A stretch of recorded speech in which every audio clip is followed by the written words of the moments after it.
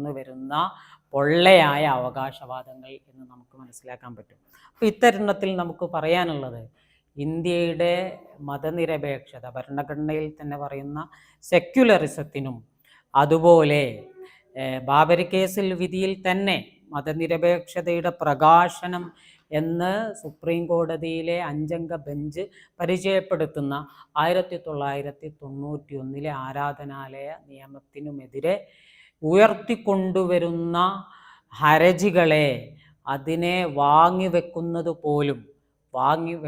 പോലും പുതിയ കാല ഇന്ത്യയിൽ മഹാപാതകമായി വേണം നമ്മൾ മനസ്സിലാക്കാൻ.